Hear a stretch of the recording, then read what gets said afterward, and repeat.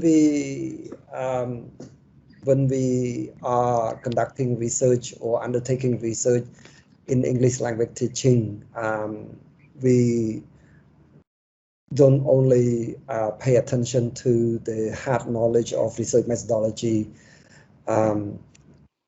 but also our essential knowledge of relevant theories about English language teaching. So this one slide show everything that our MA TESOL lords, ladies should pay attention to when they are about to begin their academic trajectory of their research thesis, beginning with the research proposal and working through until the submission of the final copy of the thesis. Okay, I'm not going to talk about details of each step. I think you know already. Some of you have already completed the course, quantitative research, qualitative research.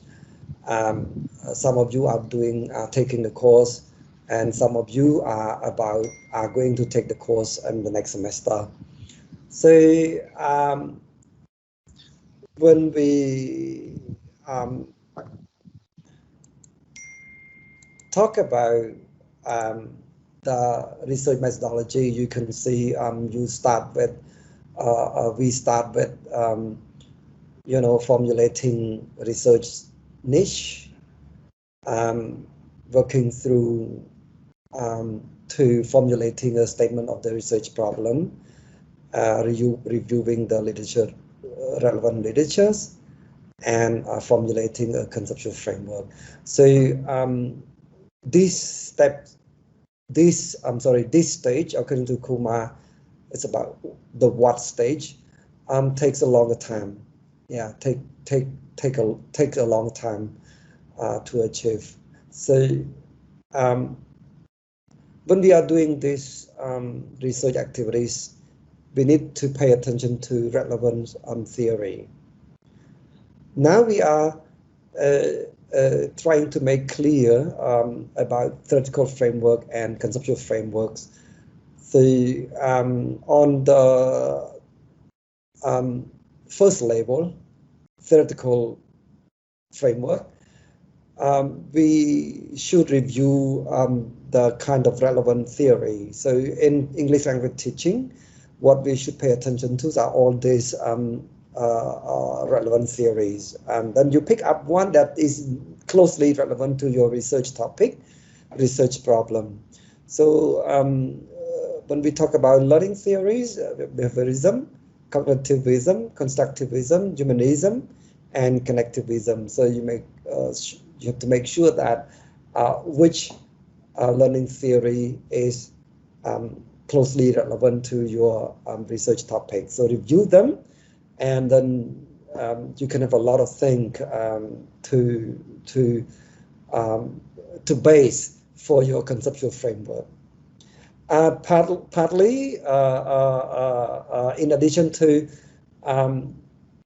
learning theory, we have, because we are talking about English language teaching, we have linguistic theory, so theory about language, beginning with behavioral linguistic, structural linguistic, cognitive linguistic, functional linguistic, and social linguistic.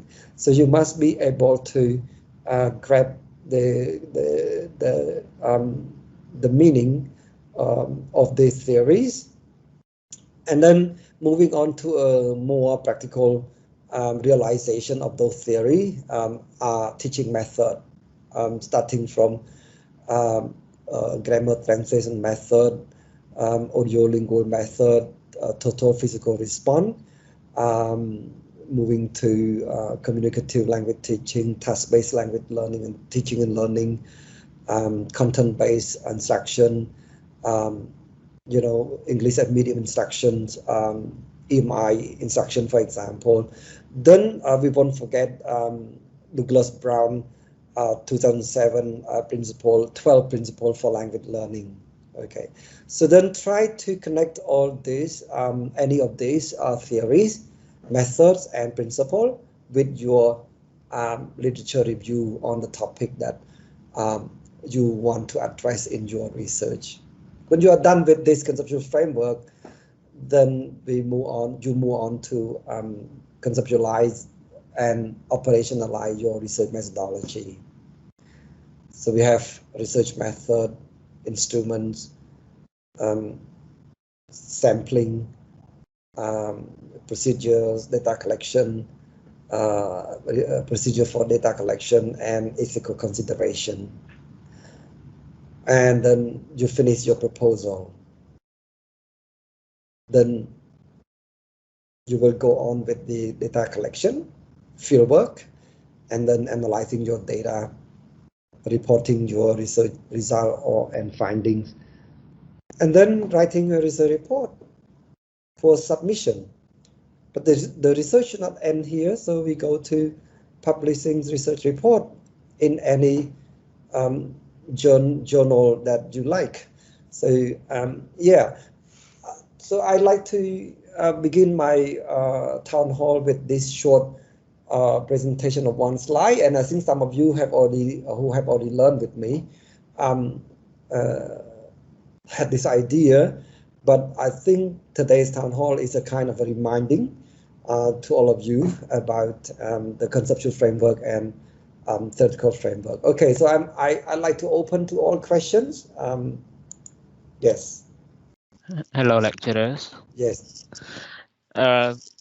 Talking about the statement of problems for the research proposal, we just create a very short paragraph, right, lecturers? No. When we talk about statement of a research problem, we often talk about what you want to address, then your research objective, research questions. Okay, so I don't always consider a statement of a research problem as one paragraph, and then look through to the conceptual framework.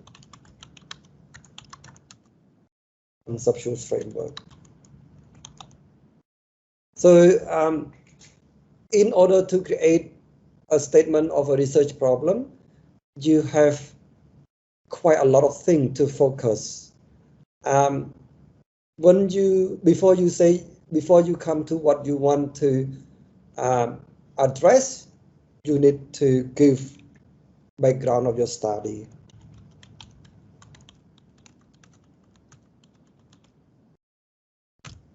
And then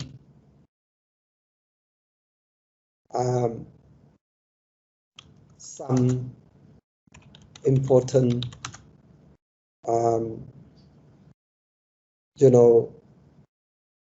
arguments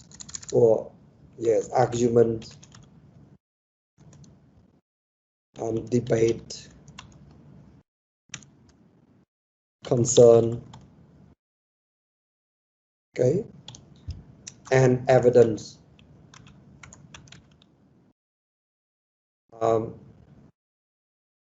Of the past research, of the evidence in the past research. So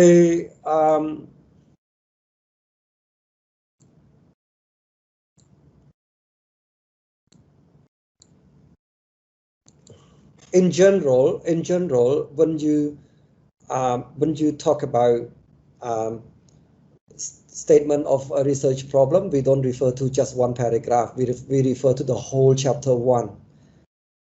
But we state one section about the statement of research problem in our chapter 1. So usually chapter 1 as a whole form a statement of the research problem. I want you to see an example given by Creswell. Okay, so one example given by Creswell here. Everyone, can you see my screen, right? Yes, Yes. So in order to have the statement of the problem in your research, you are required to have all these elements. You can see, I try to make it bigger, bigger, 150. Yes. You see, we have the topic, and then we have the problem that we want to address, and then some evidence justifying the research problem, the gaps in the evidence, and then we also look at the audience, the significance of our research. All these elements combined together, we have the statement of the research problem. Okay, so the statement of the research problem doesn't refer to only one paragraph that we often see in the thesis. Okay, so it takes time for us to formulate the statement of the research problem very well. Okay, for the quantitative research design, a quantitative researcher often or always have their assumption, their predetermination, for their research, so they can go straight to the problem, because they pick up one specific problem and then go on. That's deductive reasoning. But for qualitative research design, qualitative researchers don't normally start with the specific problem. They start with the more broad issues, then moving to reviewing the relevant literature, looking for all these elements. So like the problems, the evidence about the topic that they are going to investigate in the past research, the deficiencies in the evidence, the gap. They want to identify the gap in the evidence, then they want to jump in. They want to fill in the gap. So all of these will combine together to form the statement of the problem. So qualitative researcher begins with broader issues, by reviewing the relevant literature. So when they review the relevant literature, they look for all this theory. Okay, they look for all this theory that's relevant to their research topic, and also look for the evidence in the past research, and they try to identify the deficiency in the evidence so that their research can fill in. Okay. Right. So I think I hope I can answer your questions now. I have answered your question now. So the statement of the research problem again. The statement of the research problem does not refer to only one paragraph. It refers to the whole chapter 1. Okay, the whole chapter 1. Right. Yes.